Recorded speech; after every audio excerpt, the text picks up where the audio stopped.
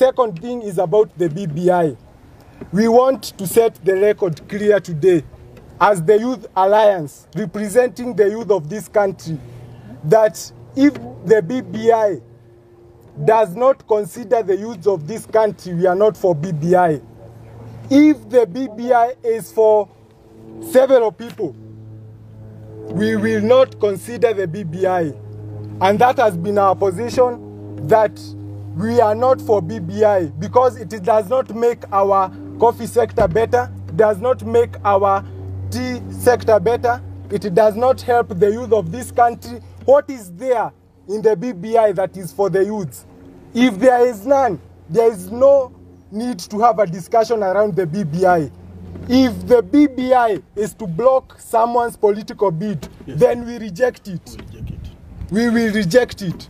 That is why we are calling all the youths in this country to reject something called the BBI. The BBI is not uniting us.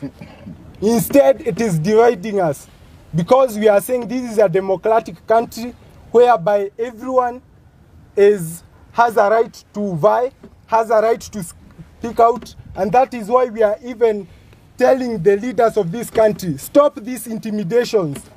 You cannot arrest the people who are associated with the deputy president while others are involved in corruption but they are sanitized.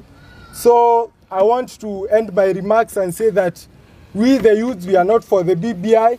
We ask the Senate to quickly resolve the revenue allocation bill. Thank you.